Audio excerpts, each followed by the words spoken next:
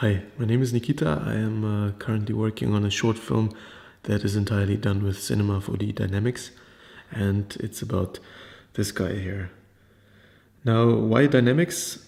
I have seen a lot of ragdolls falling down stairs on YouTube, and I was thinking, wow, that looks so cool. I want to do a whole movie like this. But soon I found out that it's not that straightforward, because you get all sorts of very unexpected results. And another problem was, how do you get character to interact with an object? How do you work without having in-between poses? And how do you animate everything in one go? And I decided to do marionettes. And the first setup that actually worked was not a character, it was a rubbish car. And here you get the rubbish in the car, and then you have a little string there holding the roof, and then you have a motor that is driving the car out of the frame. And for this, it worked. And when it came out of the frame, the whole thing flipped and rubbish fell out of the car. But I didn't care. It was done. It worked. So I moved on, and this is the next setup, which is a character. It's an ugly pigeon.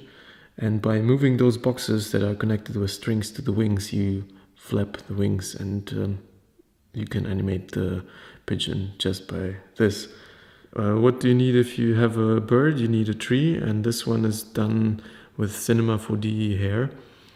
So you have one hair growing, and then out of this hair, other hair grows, and it's the branches, and then out of the branches, other hair grows, etc. And you can put in wind and or birds and make it interact, and that works quite nicely, especially there on top where the bird is trapped in the leaves.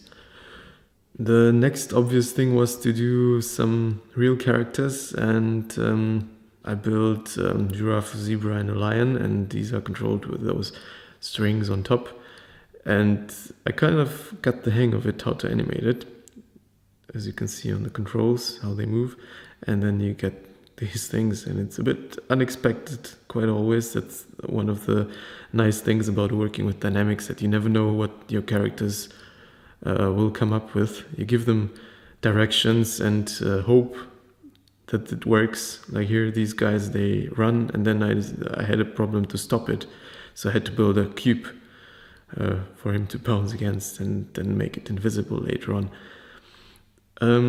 A very interesting thing is if you have many dynamic things and make them interact together.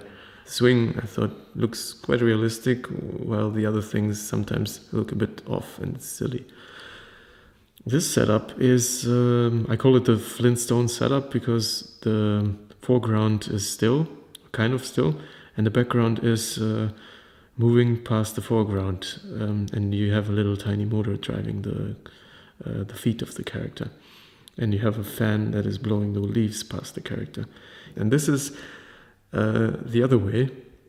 He's actually sitting on a motorcycle, and the motorcycle has a motor, and I would never have expected this to work, but then it did, and I was very surprised and happy. It falls out of the frame, but it's outside of the frame, so nobody cares.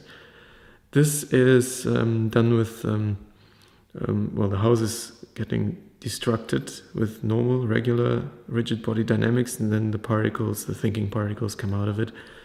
And I thought that's quite a nice way to do such things as like fire or smoke, or in this case here, it's water. You have the ugly cat again, and then the water is blowing him off outside of the frame. And we have the fire crew here taking care of the neighborhood. And the next setup was also quite interesting setup. I had a lot of fun with this one, because there were so many possibilities for this guy to fall off this thing. And I liked it so much, I even did a little replay. You can do all sorts of crazy setups with dynamics. And here we have for example, the character holding to the motorcycle, and the motorcycle has a motor, and the motor is driving the wheel, and the wheel is driving the carousel, and the carousel is spinning the character, and the character has a cloth on it with too little sampling, and then the cloth doesn't know what to do, and it's just making these weird, crazy, unpredictable, uncontrollable shapes. And sometimes it looks very silly and stupid, but I thought it's going quite well with the project I'm working on. This one is, if you've seen Sergei Eisenstein and Battleship Potemkin, the famous scene with a baby buggy on steps, I thought that I need to try that out. It worked, kind of. This one I did kind of in a couple of hours. I didn't have time to finish it, so that's as far as I've come so far. So what can you take out of it? I guess you have to leave the comfort zone and experiment, and sometimes it's good to use a program such as Cinema 4D, not only for cool and slick things, but also for silly, unreasonable stuff. Thank you.